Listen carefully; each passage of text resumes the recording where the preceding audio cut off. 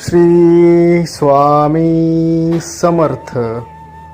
आजच्या या संदेशाला तुम्ही पाहून दुर्लक्ष करू नकात. आजचा हा संदेश तुम्ही शेवटपर्यंत नक्की बघा. आजच्या या संदेशातून स्वामी समर्थ स्वतः तुमच्याशी बोलणार आहेत. स्वामी तुम्हाला काहीतरी सांगणार आहेत. त्यामुळे आजच्या या संदेशाला तुम्ही चुकूनही दुर्लक्ष करू नकात.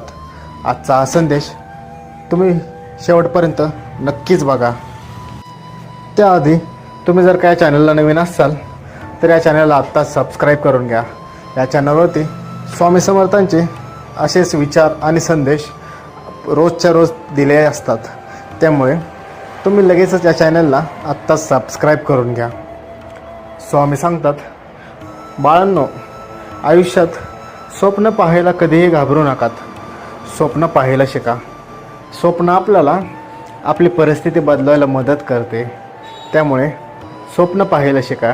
भलेही तुमचे स्वप्न छोटे असो किंवा मोठे असो, त्याने काहीही फरक पडत नाही. पण लक्षात ठेवा, स्वप्न पाहणे खूप महत्त्वाचे आहे.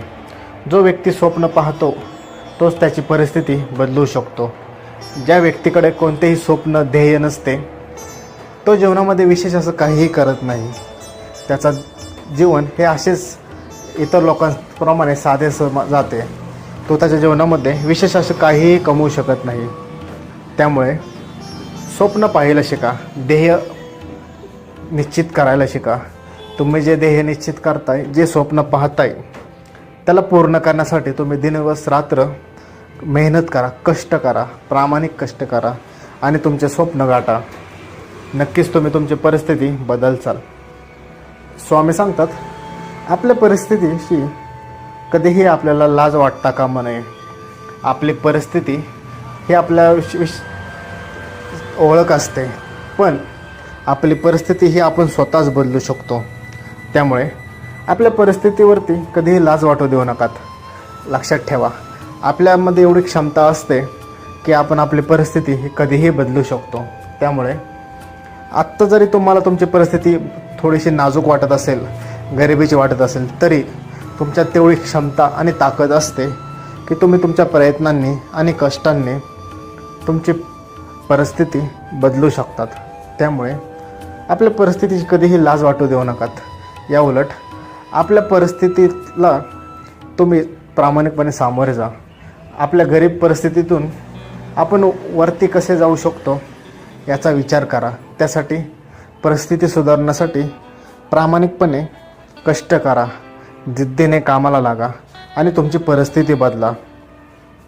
स्वामी सांगतात, आयुष्यामध्ये माणुसकी नक्की जपा. कोणावरही अन्याय होऊन देऊ नकात. तुमच्याकडून तर तुमच्या हातून इतर कोणत्याही व्यक्तीवरती चुकूनही कुठला चुकीचा अन्याय होऊन देऊ नकात. माणुसकी जपत चला. आयुष्यामध्ये संधी ओळखायला शिका. प्रत्येक व्यक्तीला जीवनाच्या विशेष टप्प्यामध्ये विशेष अशी संधी ही मिळतच असते.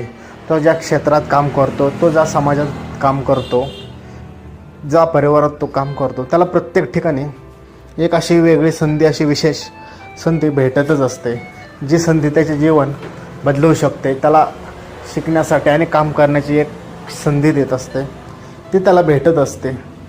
तुम्हाला फक्त ती संधी ओळखता आली पाहिजे आणि त्या संधी मिळाल्यानंतर त्या संधीचे तुम्हाला सोनं करता आलं पाहिजे. लक्षात ठेवा, आपण कोणत्या व्यक्तीच्या सोबत असतो, कोणाच्या संगतीत असतो, याला खूप महत्त्व आहे. आपण ज्या व्यक्तीच्या सोबत असतो, ज्या व्यक्तीची संगत आपल्यासोबत असते, आपले जीवनमानही त्याच्यासारखेच घडत जाते. आपल्यावरती त्या व्यक्तीचा प्रभाव पडत असतो. त्यामुळे आपली सोबत निवडताना विचार करून निवडा. आपली संगत कोणाशी करत आहोत आपण याचाही तुम्ही विचार करा.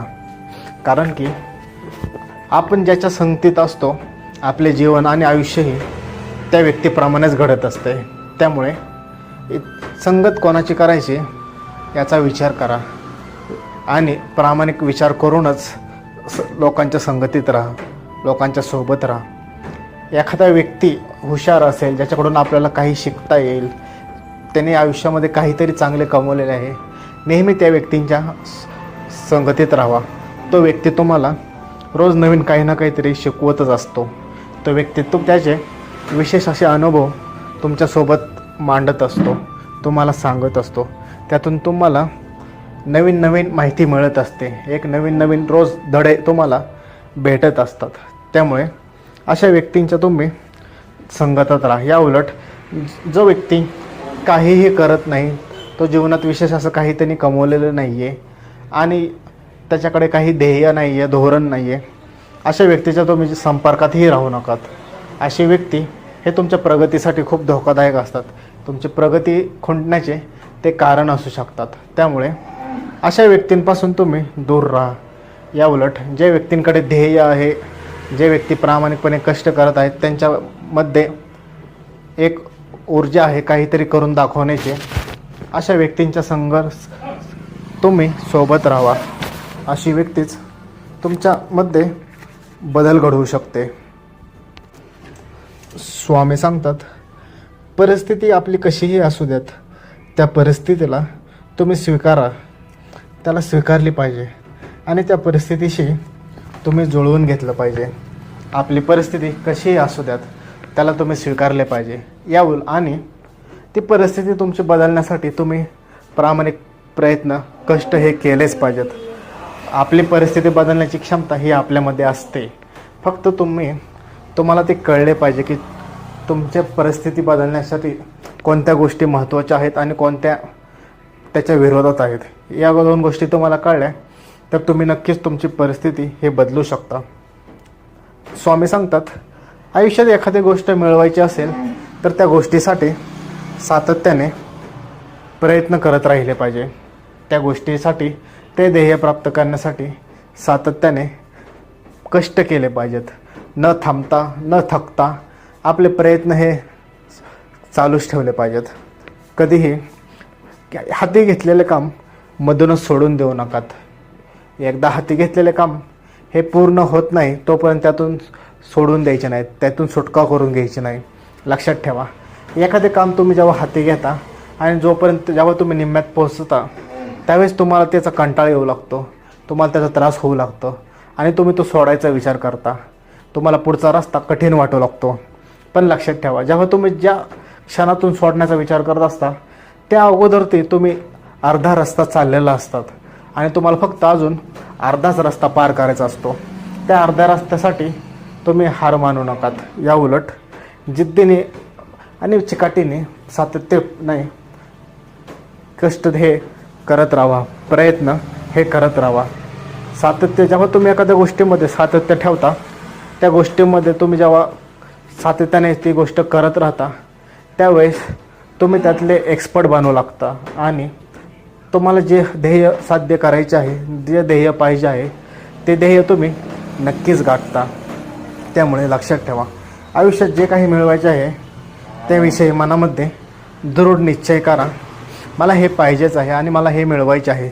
त्यासाठी मनामध्ये दृढ निश्चय करा आणि त्यासाठी प्रामाणिकपणे सातत्याने कष्ट आणि प्रयत्न हे करत राहा. नक्कीच एक दिवस असा येईल की तुम्ही तुमचे ध्येय हे साध्य करचाल आणि तुम्हाला यश हे नक्कीच मिळेल. आणि जोपर्यंत यश मिळत नाही तोपर्यंत प्रयत्न करणे हे सोडू नकात. लक्षात ठेवा, जोपर्यंत यश मिळत नाही तोपर्यंत प्रयत्न सोडू नकात. एक दिवशी तुम्ही नक्कीच यशस्वी होचाल. श्री स्वामी समर्थ.